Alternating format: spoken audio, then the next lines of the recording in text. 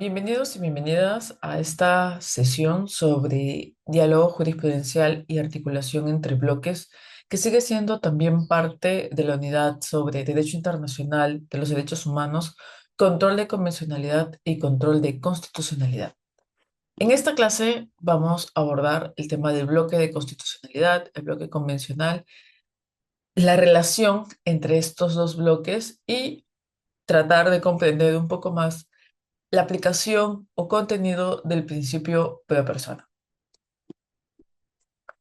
Muy bien, como recordarán, en esta unidad estamos tratando de comprender el alcance o los límites del control de constitucionalidad y del control de convencionalidad y ver de qué manera estos dos controles pueden ser herramientas dentro de la labor judicial.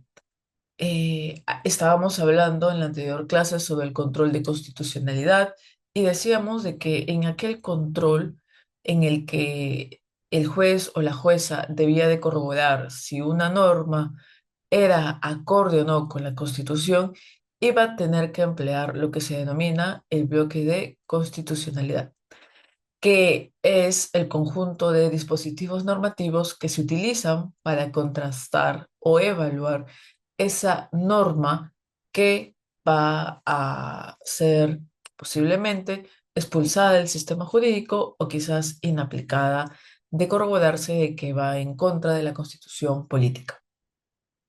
Este bloque de constitucionalidad, habíamos comentado, tiene como punto de partida la Constitución, ¿no? Porque va a ser la primera vía o instrumento normativo que vamos a emplear, el mismo nombre lo dice, para ver si la norma es acorde con ella o no. Sin embargo, esta perspectiva formal también tiene que ser ampliada con otros componentes que van a coadyuvar a lo que comprende el bloque de constitucionalidad. En ese sentido, cuando hablamos de bloque de constitucionalidad, también incluimos dentro de este cúmulo de instrumentos normativos, además de la Constitución, leyes orgánicas, pero también instrumentos internacionales que van a dar contenido o van a interpretar a los derechos fundamentales. Todo ese cúmulo de instrumentos va a ser finalmente el parámetro para controlar esa validez formal y material que puede tener una norma con rango de ley. Para la apertura de este bloque de constitucionalidad, recordemos que la propia Constitución incluso señala en su artículo 3 que los nuevos derechos de la Constitución se pueden fundamentar en otros principios como entre ellos la dignidad y que la cuarta disposición final y transitoria de la Constitución menciona que los derechos fundamentales tienen que ser interpretados en el marco de los tratados de derechos humanos. De otro lado tenemos el bloque de convencionalidad, ¿no? Que va a ser o va a aludir a este, digamos, conjunto también de herramientas que vamos a emplear para hacer este contraste entre la norma nacional y el estándar convencional. Un estándar que es una técnica también de control normativo que va a implicar ese contraste. Acá, desde luego, como parte del bloque de convencionalidad, vamos a tener en primer lugar los tratados que dan competencia a un órgano especializado, pero también que disponen obligaciones hacia el Estado, entre ellos a las y los jueces que finalmente van a representar a una parte de los funcionarios. Recordemos también que esta obligación de aplicar el control de convencionalidad y por ende el bloque de convencionalidad alcanza, de acuerdo a la misma jurisprudencia de la Corte Interamericana de Derechos Humanos, a todos los órganos, no solo los jueces, ¿no? Sino también aquellos órganos vinculados a la administración de justicia, también están sometidos en ese sentido al tratado, lo cual les obliga a velar para que los efectos de las disposiciones de la Convención no se vean mermados por la aplicación de normas contrarias a su objeto y fin, de modo que esas decisiones judiciales o administrativas no hagan ilusorio el cumplimiento total o parcial de esas obligaciones internacionales. Entonces, como primera parte, el bloque de convencionalidad va a estar conformado por esos tratados, pero también el bloque de convencionalidad va a estar integrado por la jurisprudencia que finalmente concretiza las obligaciones que están en este tratado. También vamos a encontrar en el caso del Sistema Interamericano de Derechos Humanos las denominadas opiniones consultivas, que son pues estas herramientas bajo las cuales la Corte establece interpretaciones dando claridad a los alcances que puede tener una obligación que conforma esta Convención Americana sobre Derechos Humanos. Cuando hablamos también de derecho internacional, es importante traer a colación una denominación muy especial. Habrán quizá al momento de tenido una lectura de la jurisprudencia internacional o quizás de artículos mencionar, habrán escuchado mencionar el corpus juris, que finalmente alude al cuerpo jurídico que va a regular o proteger un determinado grupo de personas o regular un determinado grupo de derechos fundamentales. Entonces, también va a formar parte de este bloque de convencionalidad ese corpus juris que puede existir, por ejemplo, en torno a los derechos de las personas migrantes, en torno a los derechos de las personas con discapacidad, de los niños y niñas.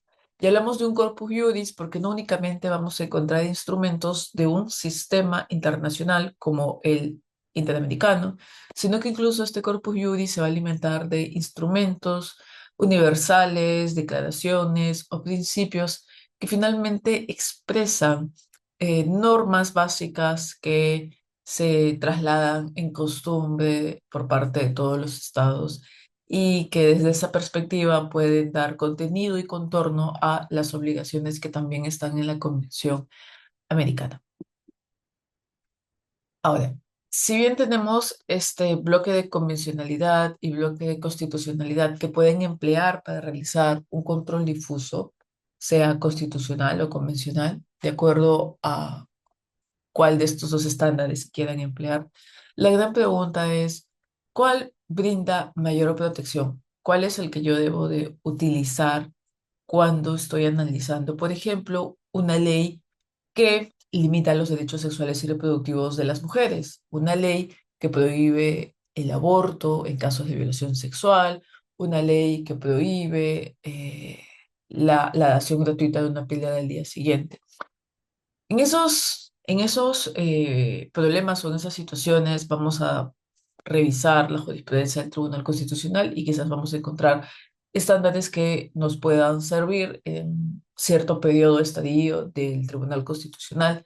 Pero también si revisamos los instrumentos internacionales de derechos humanos, vamos a encontrar jurisprudencia y opinión consultiva que protegen los derechos involucrados, como el tema del libre desarrollo de la personalidad, los derechos sexuales y reproductivos. Entonces, la pregunta va a ser, ¿tengo que preferir el bloque convencional sobre el bloque constitucional o viceversa? Y sobre eso vamos a platicar a continuación. Pero primero vamos a tratar de establecer algunos puntos que nos hagan eh, tener, digamos, en cuenta los alcances de cada uno de estos dos controles que estamos analizando, ¿no?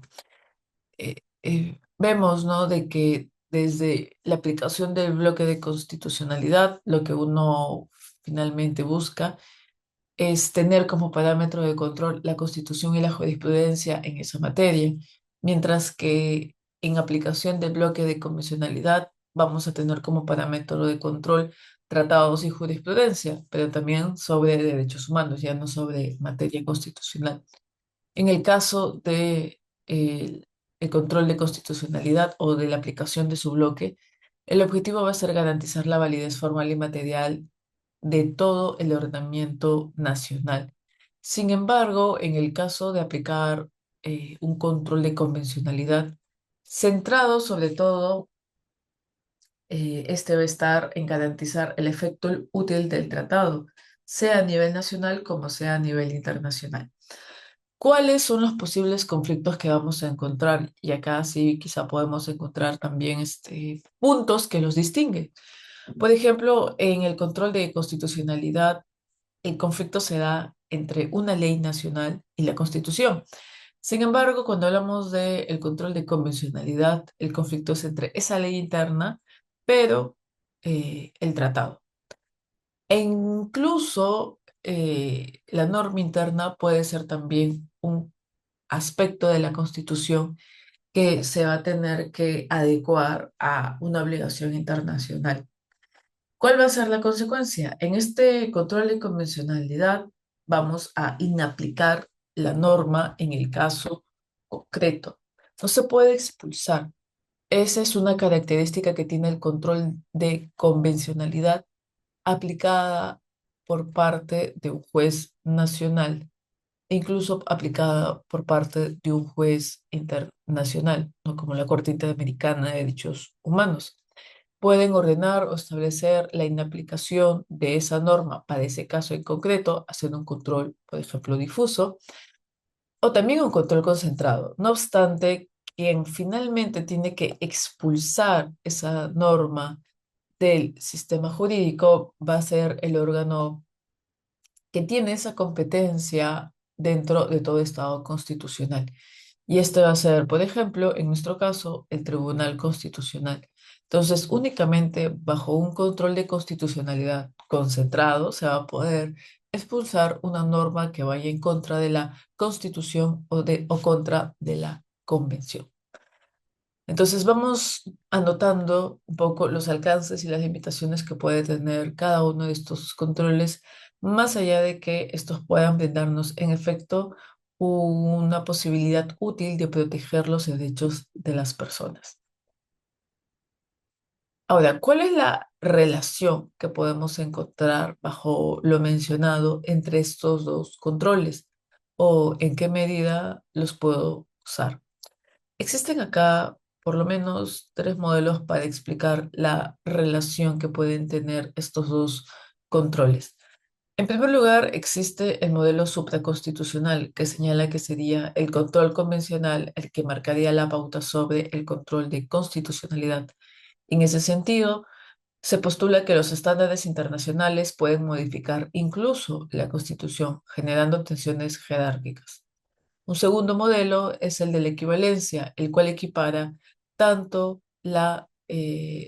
digamos, el alcance o valor del control de convencionalidad con el control de constitucionalidad, por lo que se equipara la inaplicación por inconstitucionalidad con la inconvencionalidad. Y finalmente tenemos el modelo complementario, que propone un ejercicio simultáneo y armónico de ambos controles para la máxima protección. Como les decía, existen ventajas y desventajas en relación a la practicidad que puede tener cada uno de los dos controles. El control convencional parecería más intuitivo al aludir a estándares internacionales sobre los nacionales. Sin embargo, el estándar nacional incluye ese estándar convencional como parte de su contenido y también el estándar nacional, la propia Constitución permite poder expulsar esa norma que es abiertamente inconstitucional, algo que no puede materializar el control de convencionalidad. Entonces, a razón de esta interrelación dinámica o características que cada uno de estos dos controles tiene, tanto desde una perspectiva útil para la persona, es que nos vamos a circunscribir en el modelo complementario, en donde vamos a señalar que ambos controles son prácticos, deben de ser ejercidos de manera simultánea y en una consideración armónica basándose en la aplicación del principio pro persona. Principio que va a establecer una suerte de obligaciones por parte de los o las jueces. En ese sentido, podemos iniciar el desarrollo de este principio indicando que es el principal desafío de la judicatura, establecer una jerarquía, ¿no?, entre estos dos bloques y la resolución de conflictos que puedan advertir. Ante ese escenario, no se debe de elegir uno sobre otro, finalmente, como estamos diciendo, sino de aplicar parámetros simultáneamente para escoger el estándar más protector. Si el juez o la jueza aplica solo un control constitucional, podría incumplir también obligaciones internacionales. Recordemos que cuando el Estado ha suscrito un tratado de esta materia, finalmente asume la obligación de que todos sus funcionarios la sigan o cumplan las obligaciones que ésta contiene. Y, como mencionábamos hace unas diapositivas, la propia jurisprudencia de la Corte Interamericana de Derechos Humanos ha reconocido la obligatoriedad de aplicar un control de convencionalidad por parte de todos los funcionarios que tenga un Estado. Desde esa perspectiva, entonces, es clara la obligación que tienen las y los jueces de reposar también su análisis jurídico en estos criterios internacionales, no basados únicamente en los tratados, sino también en la jurisprudencia y opiniones consultivas. Entonces, cuando existan dos o más personas, perdón, dos o más interpretaciones posibles, el juez o la jueza debe de optar por aquella que brinde la mayor protección a la persona o que implique la menor restricción de sus derechos fundamentales. Entonces, vamos a tener que analizar en cada caso lo que nos brinda la jurisprudencia constitucional y lo que nos brinda la jurisprudencia o los tratados internacionales sobre la regulación de un determinado derecho fundamental. Acá, por ejemplo, podemos recordar lo que se desarrolló en el caso Artavia Murillo versus Costa Rica. Eh, Tanto la Convención como la Constitución Política hablan o aluden a la concepción como parte del origen del derecho a la vida. Cierto es que esta palabra siempre ha traído el dilema de qué es lo que implica o a partir de cuándo podemos estar hablando de la concepción. Y en aquel caso, ¿no? La Corte Interamericana termina desglosando las diversas teorías que existen sobre dicha determinación, señalando finalmente que la concepción se va a originar a propósito de la anidación, criterio que posteriormente fue también, digamos, materia de debate por parte de la jurisprudencia constitucional del Perú, en el marco de la evaluación de la píldora del día siguiente. Entonces podemos ver que a nivel nacional no existía, pues, no existía un estándar sobre qué era lo que implicaba la concepción y termina siendo la Corte Interamericana la que otorga ese criterio. De otro lado, por ejemplo, podemos también advertir que a nivel jurisprudencial, el Perú ha ido reconociendo derechos que eh, no han sido declarados positivamente por parte de la Corte Interamericana de Derechos Humanos. Por ejemplo, ¿no? El derecho al agua, el derecho a la internet son derechos fundamentales que encontramos en la Constitución o encontramos en la jurisprudencia. Y si bien a nivel internacional se están desarrollando los contenidos de lo que implican estos derechos también humanos, podemos ver de que quizá el estándar nacional tiene mayor desarrollo que el estándar internacional respecto a su contenido y alcance. En ese sentido, hay que establecer siempre aquel criterio que proteja, por eso, de mejor manera a la persona, porque nos estamos dando que ambos bloques coadyuvan a la protección de los derechos de las personas, que es pues el objetivo que tiene el utilizar estas herramientas. ¿Cuáles son las ideas con las que nos podemos ir una vez habiendo desarrollado estos temas, ¿no? Que el control de constitucionalidad y el control de convencionalidad no compiten. Esto es muy importante. Ambos son útiles y se deben de articular para maximizar la protección de los derechos de las personas. El bloque de constitucionalidad y el bloque de convencionalidad conforman, en ese sentido, un parámetro normativo integrado. Desde luego que el nomen juris de uno quizás puede llamar más la atención que el otro, pero ambos se terminan integrando y terminan sirviendo para proteger los derechos de las personas o incluso, ¿no? Los derechos de seres no humanos como los animales o la naturaleza. Acá, por ejemplo, podemos advertir que existen estándares nacionales que brindan mayor protección que los estándares internacionales. Encontramos jurisprudencia, incluso nacional, que ha podido reconocer la titularidad y derechos fundamentales de un río o de un zorrito. Sin embargo, en la jurisprudencia internacional todavía no hemos visto estos pasos, pero son posibilidades que pueden darse y como estamos advirtiendo, son parámetros que finalmente confluyen para hablar de la protección de los derechos de las personas. Y finalmente, el juez y la jueza, no olvidemos, es un operador de ambos bloques y debe de ejercer por ello un control multinivel, un control en donde tome en cuenta el nivel nacional, pero también debe de tomar en cuenta el nivel internacional en ese análisis de aplicación de la justicia. Para poder comprender un poco más este tema, yo les recomiendo evaluar la lectura de Natalia Torres Zúñiga sobre el control de convencionalidad, alcances y características, algunos aspectos de su aplicación en la práctica del Tribunal Constitucional Peruano y de la Corte Interamericana de Derechos Humanos. Les agradezco por la atención y nos vemos en una próxima oportunidad.